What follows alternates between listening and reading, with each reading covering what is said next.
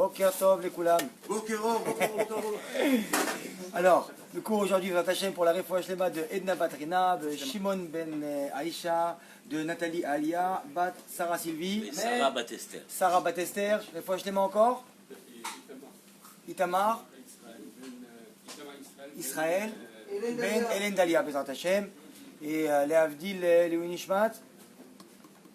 Il n'y a pas. Baruch Hashem. Très bien. Alors on commence aujourd'hui, Bezrat Hashem, Parasha Kitetse la Milchama. Vous savez très bien Kitetse la Milchama, Al Oivecha. Oivecha c'est qui? Tes ennemis. De qui là-bas on parle? On parle là-bas essentiellement du Yetzer Hara. On a vu là-bas comme ça qu'il y avait les Bnei Israël qui sont partis en guerre, Nachon. Et quand ils sont arrivés là-bas, ils devaient se battre contre leurs ennemis, donc leurs ennemis concrets. Et aussi, qu'est-ce qu'il y avait? Il y avait aussi là-bas, une fois qu'on arrive sur place, qu'on devait prendre, si un homme, entre guillemets, il a été possédé par son Yetzer Hara et qu'il est tombé amoureux donc d'une femme là-bas, qu'est-ce qu'il devrait faire? Il devait la prendre à la maison, la ramener, lui faire tout un taalière, tout un passage, lui raser la tête, etc. pour que à ses yeux, entre guillemets, elle soit un peu moins belle.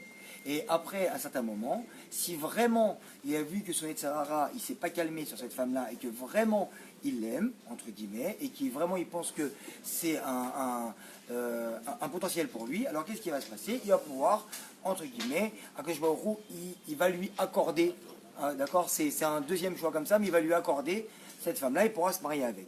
Donc on voit quoi, déjà, concrètement dans la Torah, que quelqu'un qui vient, qui est possédé par son Yetzer Hara, le Yetzer Hara, il vient tout de suite nous mettre, comment on dit dans les yeux, la poudre aux yeux, exactement. C'est qu'on arrive tout de suite, on est attiré tout de suite par le Yetzer Hara, et en fait on voit très bien que quand on laisse attendre un petit moment et qu'on passe une nuit, deux nuits, trois nuits, on voit après que en fait ça s'estompe et que des fois on n'aurait pas donné autant d'importance sur le moment comme ensuite. Très bien. Mais maintenant on voit que dans le livre Toldot Yaakov Yosef, qu'est-ce qu'il y a là-bas? Il y a marqué que comment on peut avoir la ruse pour combattre le Yetzer Hara, il faut exactement copier sur les Yetzer Hara. C'est-à-dire quoi? Les Yetzer Hara, on compare souvent à une mouche. La mouche, en fait, qui, entre guillemets, lâche pas l'affaire. C'est vrai, Henri, quand tu viens, tu as une mouche qui vient, tu es assis sur ton transat dans ta terrasse, tranquillement, et en train de siroter un petit verre de jus d'orange, et tu as une mouche qui vient sur toi. Qu'est-ce que tu fais? Clac. Qu'est-ce qu'elle fait, la mouche? Elle part, et elle fait quoi? Elle revient, et elle repart, et elle revient, et elle repart, et elle revient, et elle lâche pas l'affaire. Et en vérité, là-bas, le Toldot Yaakov Yosef, il dit que c'est exactement comme ça qu'il faut contrer le Yetzer Hara. Il faut venir voir comment lui il se comporte pour se comporter exactement pareil, d'accord? Donc en fait, pourquoi? Parce que le Yetzer Hara, il laisse pas tomber, il lâche jamais l'affaire. Et donc, en fait, c'est quoi?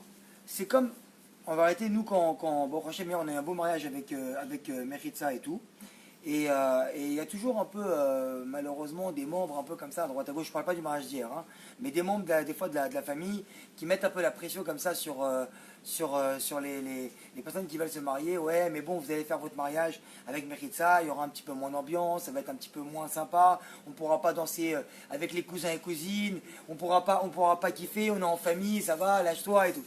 Et en vérité, ça c'est exactement la même chose, c'est que les gens ils lâchent pas l'affaire, ils mettent comme ça la pression, et c'est exactement ce qu'il dit comme ça le Yaakov Yosef, il dit que justement c'est cette mouche là qui va revenir toujours, qui va toujours essayer de nous mettre la pression, et c'est celle-là qu'il va falloir pas laisser tomber.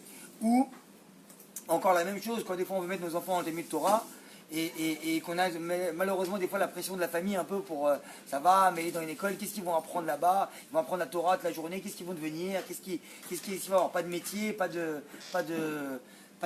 d'avenir entre guillemets. Alors que bon, on sait très bien Baruch Hashem que c'est Akadosh Baruch Hu qui vient et qui nous donne les clés de la Parnassa, et que aujourd'hui, je dis la vérité, moi j'ai vu de mes yeux beaucoup de gens qui étaient dans la Torah, qui étaient des Avrechim, et qui ont donc fini leur cursus toranique entre guillemets, si on peut dire ça comme ça, et qui en vérité après, ils ont fait 6 mois, 1 an de formation, plombier, pour faire du geves, et dans beaucoup de choses, dans tous les corps de métier. Et en vérité, qui ont réussi encore beaucoup mieux, parce que qu'est-ce qu'il y a? Une, tu as la Torah, tu as la Chokhmah, et tu as une vision globale et générale de la vie. Et deuxièmement, qu'est-ce qui se passe? Tu peux venir et tu peux tout prendre. Ce qui dit le Rav Yigal Cohen, il dit comme ça. Il dit que nous, dans l'éducation de nos enfants, déjà, quand nous, on doit venir, on doit éduquer nos enfants, c'est pas de venir et de leur vouer leur libre arbitre et de leur dire, voilà, maintenant, tu as 13 ans, 14 ans, 15 ans, tu dois étudier la Torah, tu dois te lever, tu dois faire ça. Parce qu'en vérité, d'un côté, on a le fardeau, entre guillemets, de l'éducation, qui est encore là, mais d'autre côté, on est en train de leur vouer leur libre arbitre. Si un enfant qui vient et qui ne veut pas se lever, lève-toi, tu es obligé de te lever. Pour qui il va se lever, lui? Vous savez, entre guillemets, la religion, on va dire ça comme ça, le Rav Sidou, il n'aime pas ce mot-là, et moi non plus. La religion, c'est entre guillemets un peu comme l'amour. Qui c'est qui peut venir et obliger quelqu'un à aimer une personne? On ne peut pas. Parce que quand quelqu'un vient, il met la pression à son fils pour faire la Torah, pour étudier la Torah, mais d'une manière mauvaise, ça veut dire que vraiment une vraie pression. Alors qu'est-ce qui va se passer? On va asphyxier l'enfant. Et en fait, lui, il va chercher un échappatoire à n'importe quel moment. Et à partir du moment où on va lâcher un peu le ressort, alors qu'est-ce qu'il va y avoir? Il va laisser tomber. Et en vérité, nous, on a fait l'effet inverse. Nous, on a voulu faire aimer la Torah parce que nous, on l'aimait. Mais en vérité, qu'est-ce qui s'est passé? C'est qu'on a tellement mis la pression qu'en fait, lui, il veut pas ça. Parce qu'on lui a imposé un amour qu'il ne veut pas aimer. Alors qu'est-ce qu'il y a de l'autre côté? Il dit, moi, dès que je peux, je vais lâcher l'affaire. Il a mis un voile, il laissait tomber. Et c'est ça, malheureusement, l'erreur qu'on peut faire dans l'éducation, de venir mettre trop de pression sur les enfants, et en fait, au lieu de les laisser dans la Torah, en fait, on va les perdre. Et ça, c'est une écouda. Très bien. Donc là, on voit qu'on doit utiliser les mêmes ruses que Yetzirah utilise avec nous, d'accord, pour contrer Yetzirah. Le Baal Shem Tov, il ramène comme ça. Il dit qu'il y a deux façons de contrer Yetzirah. Première façon, c'est quoi? Oula, j'ai trop mangé. Merci. Première façon, c'est quoi? C'est de s'écarter de lui. C'est-à-dire quoi? Maintenant, on sort dans la rue, là, il y a une fille qui est un peu mal habillée, on baisse la tête, très bien. Une fois, 2 fois, 10 fois, 100 fois, et on avance comme ça. Très bien. Ou encore quoi? On invite la belle-mère au repas, et elle commence à nous titiller un petit peu, et vous savez très bien que les belles filles, il y a un courant comme ça qui est bizarre. C'est-à-dire que n'importe quelle personne, il peut dire un mot, une petite critique sur le repas, n'importe quoi, ça passe. Mais la belle-mère, elle vient, elle parle de n'importe quelle chose qui peut toucher la belle-fille, ça passe pas. Il y a toujours un ketzer, il y a une coupure de courant, entre guillemets. Comment on dit ça? On dit un ketzer. Il n'y a personne qui peut m'aider là. Un court-circuit, voilà, exactement. Et ça casse directement. Alors quoi? On voit que la première solution qui donne le Baal Shem Tov, c'est de s'écarter du Yetzirah. Mais il dit qu'il y a un problème là-bas, parce que en vérité, Yetzirah, comme on a dit, c'est comme une mouche. Il part, il revient, il part, il revient, il part, il revient, et lui, il lâche pas l'affaire. Alors quoi? C'est que nous, quand on va baisser sa tête une fois, 2 fois, 3 fois, et on va s'écarter comme ça du Yetzirah, il y a bien un moment où lui va voir où nous, on est dans un état de faiblesse. C'est-à-dire qu'il y a un moment où on sera un petit peu moins aux aguets, et donc qu'est-ce qu'il va y avoir? Il va profiter de ce moment-là pour lui venir, et là-bas, le Baal Shem Tov, il dit qu'on risque de tomber à ce moment-là. Maintenant, il donne une autre solution, qui pour lui est beaucoup plus moïle, qui est beaucoup plus, qui est meilleure pour comment on dit moïle? Ah oui, David. Moïle. Moïle. Qui est beaucoup plus moïle. Moïle. Mais. Ok. Très bien. Aujourd'hui, c'est ma journée. Moïle à Adam.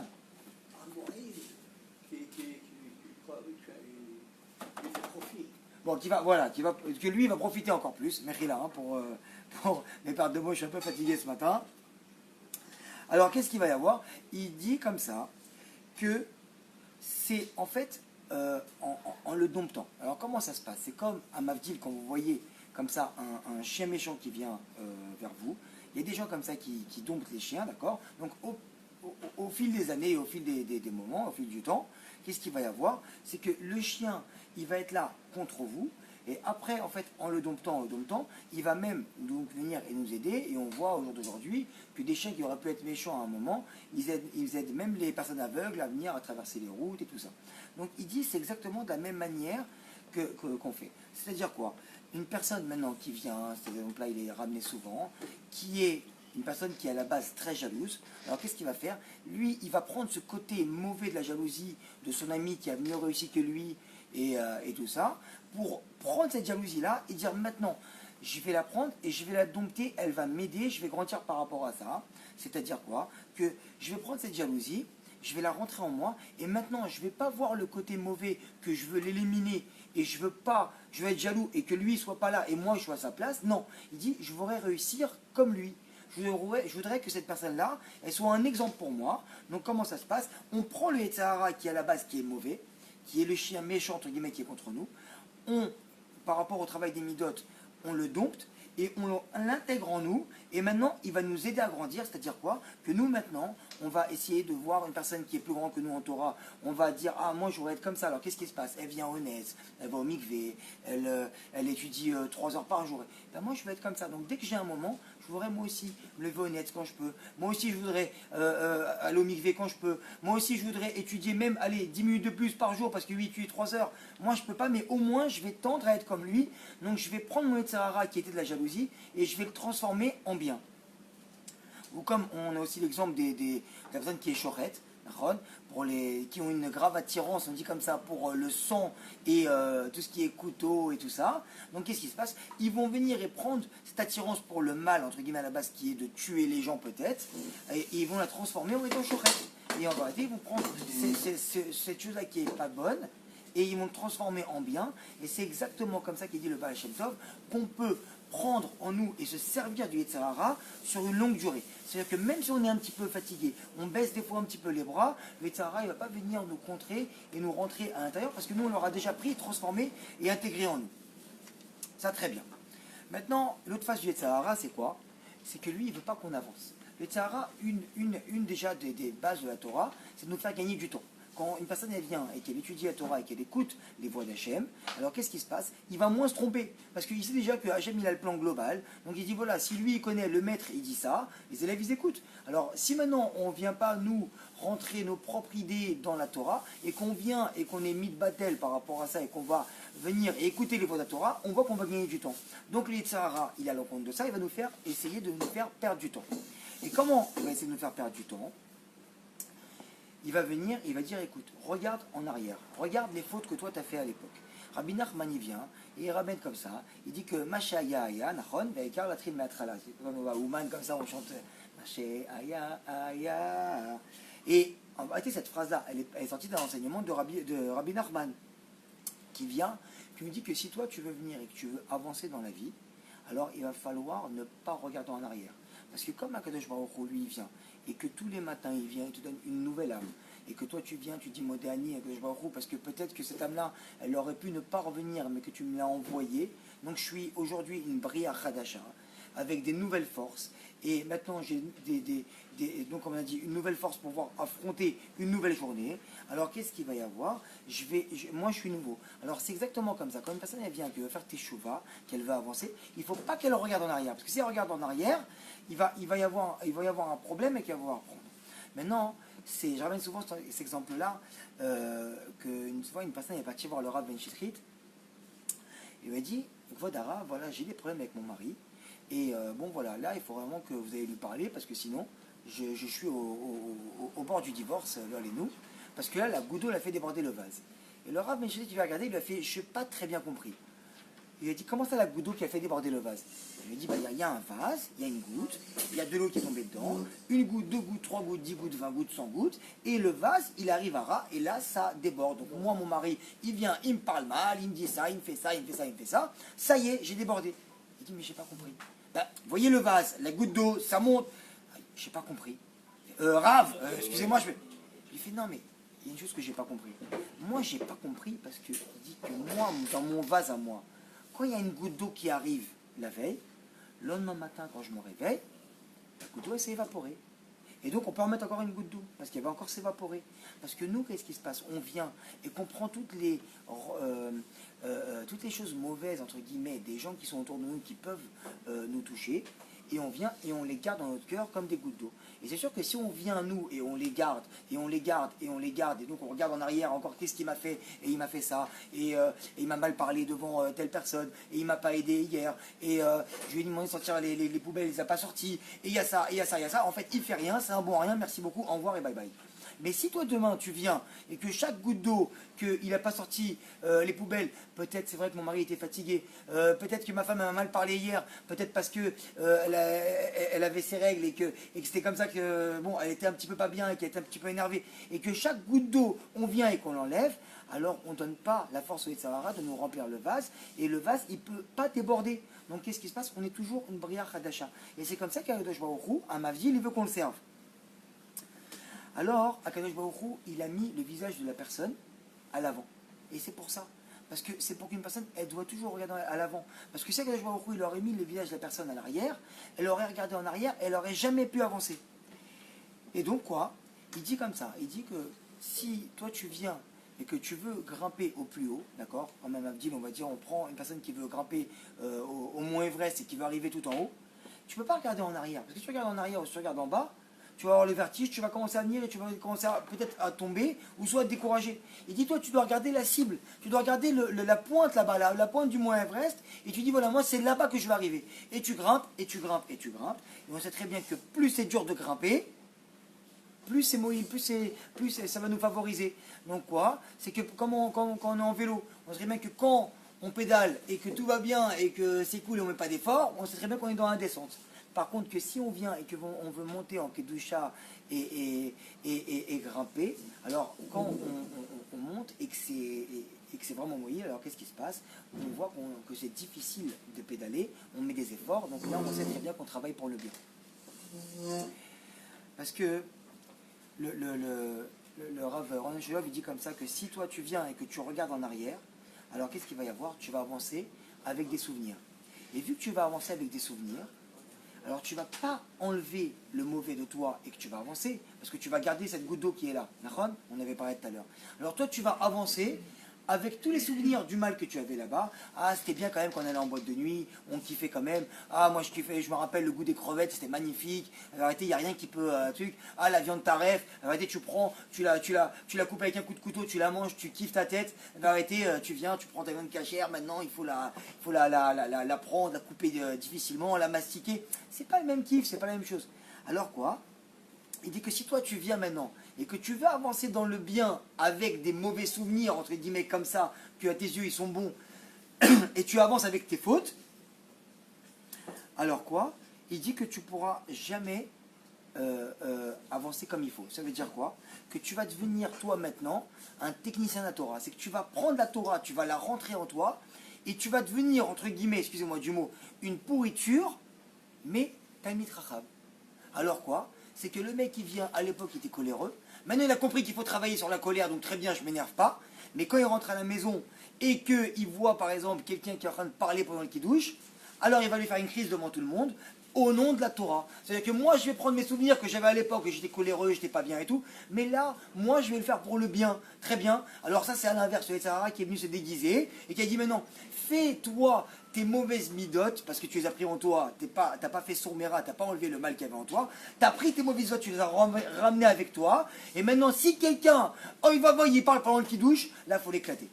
Parce que c'est comme ça qu'on fait au nom de la Torah. Alors maintenant tu arrêtes. Maintenant tu viens ou tu vas te réveiller le matin, si tu ne fais pas tes corbanotes, rasbe shalom, et tout ça au nom de la Torah, tu viens ici devenir en vérité, excusez-moi du terme, une petite pourriture, mais qui est religieux. Et donc qu'est-ce qui se passe? Tu vas devenir le plus grand Rioul Hachem au nom de tout le monde. Parce qu'en vérité tu vas venir, tu vas faire la queue dans un magasin même pour prendre un croissant ou n'importe quoi. Tu vois que la personne est venue, elle t'a passé l'autre en face. Alors au nom de la Torah, non, moi j'ai raison, c'est comme ça qu'on fait, selon la lacha, vous m'avez passé devant, c'est du gazelle, c'est du machin. Alors qu'est-ce qu'il y a? C'est quoi? On a avancé, mais en vérité, toi, tu es devenu une vraie pourriture. Les gens, ils sont venus prendre des téphilines Meoudar, ils achètent le top des téphilines Meoudarim, et qu'est-ce qui se passe? Les téphilines du bras, comme on l'a dit souvent, ils se mettent où? Sur le cœur.